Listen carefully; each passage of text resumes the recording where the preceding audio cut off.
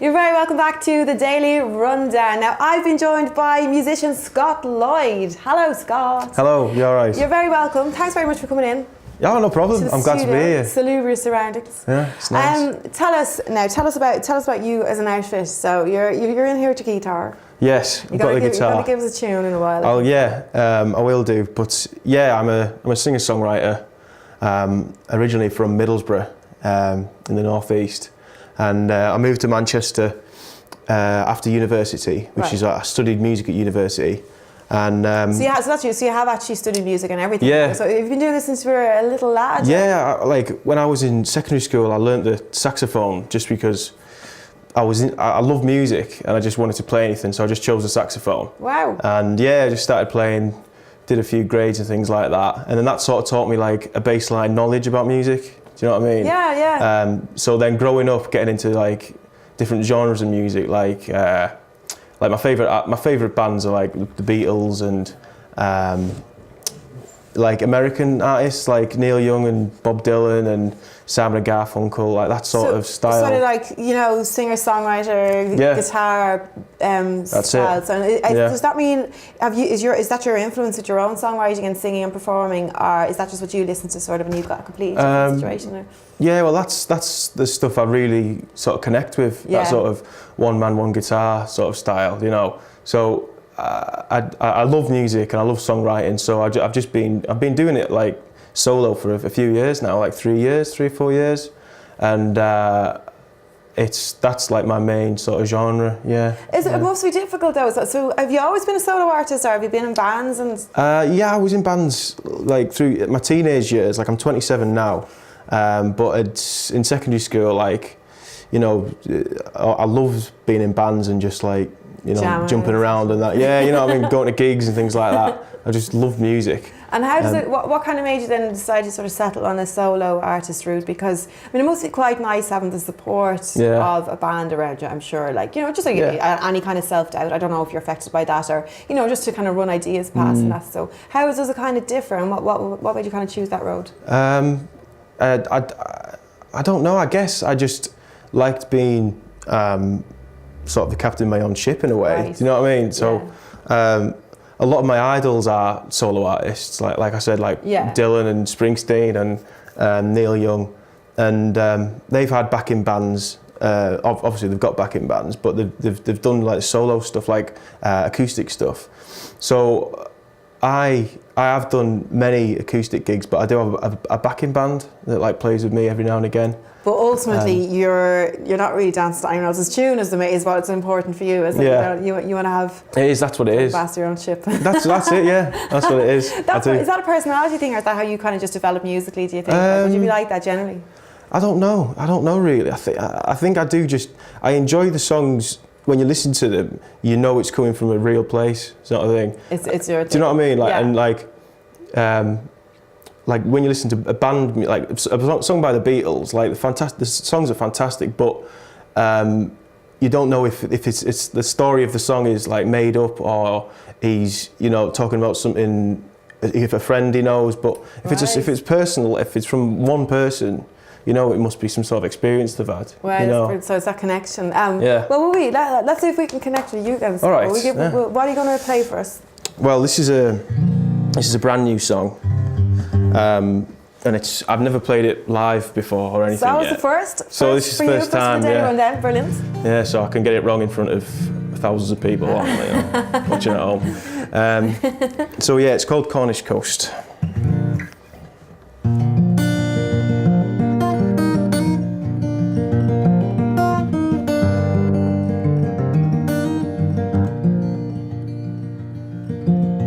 Never felt so alone until the day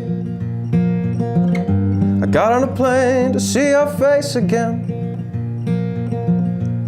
Take a trip down to the Cornish coast. I couldn't have waited any longer. What a chance that we have here. What a chance I have to make something of myself. Thank God for that.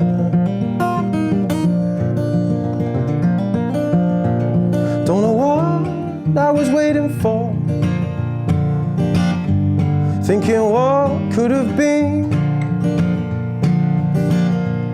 Those seagulls on the sands of the shore fills this head of mine with a dream. I'll admit I haven't been around too much, but baby, I've been blind. You know, it's like I've been out of touch, but babe, I had to find something in myself. Thank God for that.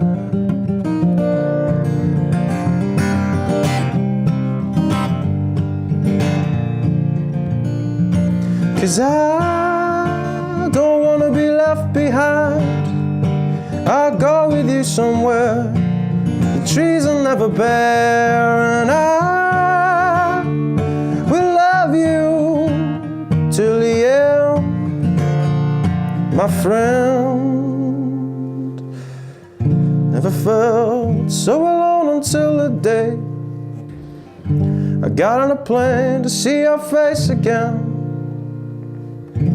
Take a trip down to that Cornish coast.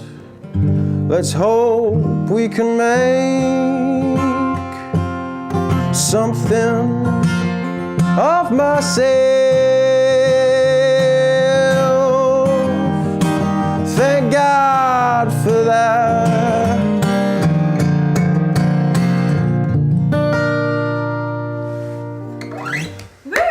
Sorry, it's just me. I'm sorry, it's just me to make a bit of noise for you there. That was fantastic. Thanks very much. That was amazing, Scott. How did songwriting come to you after? I mean, which kind of came first? Because I guess is it a natural sort of if you're feeling music genuinely? Yeah, for me, I do find the best things I come up with are naturally just like spur of the moment kind of thing. So I've learned to not try and force it too much, because you just kind of get frustrated with yourself if you think, right, I'll sit down, I'm going to have like a few hours, and at the end of it, I'm going to have a song written. It just won't happen. You'll just stress out, because it won't be, nothing will be what you expect it to be. And then every now and again, you'll just be jangling away, and something will come up, and you'll be like, oh, that's amazing, and you'll stick with it, and that's it. And it just works. Yeah. Did you kind of find, because I know, so I've interviewed other musicians, and I always love hearing stories of, they'll be lying in bed and they just sort of go, oh, I have to get up, and they'll be kind of strumming away in the bathroom of their house or something, or trying not to wake people up, just because they'll get an idea or they'll be inspired at an inopportune time or whatever. Does that kind of happen to you? Or? It does, yeah, it does. I've actually started to like leave guitars in different rooms in the flat now. Really? It's just all like, right, I'll grab it, and instead of going into like the second bedroom, which is where I usually keep my music stuff, I'm like, right, I'll keep one in the lounge from now on, and then it's because it's like, oh, I have to get this out of bed, run, just pick one up. Yeah, it's really good. Like having an iPhone as well, where you can record things on. It's just has brilliant. That completely changed? It has, yeah. Like I used to have notebooks with all my lyrics and things like that, but like 90% of them are in my phone now. You've got it on your phone. Another way that technology has changed. It is, yeah. So what about, like, how do you find kind of the difference between, say, recording and playing live? Do you favour one? Yeah, I don't know. I do like the songwriting is the bit I enjoy the most, and then probably playing live. Recording is it's good, but I do tend to worry that I'm not going to record the songs how I mean them to sound in my head. Like, because I do all my own recording. Like, because I've self-released like 4 EPs in like a couple of years, and I do all my recording at home. Like, this is the most recent one. It come out in November last year. It's just come out in November. Yeah. So Ironopolis. Ironopolis, yeah, that's like an old term for Middlesbrough. Oh, is it? Really? Yeah. That's very interesting. So that's like about my hometown, and there's 6 tracks on there. And that came out in November, and it got to number 12 in the iTunes singer-songwriter charts. Fantastic. Yeah. That's amazing. Yeah, Did you expect that? Well, no, not really. I was just, because a couple of people I know, like, on the local scene, it was mind-blowing.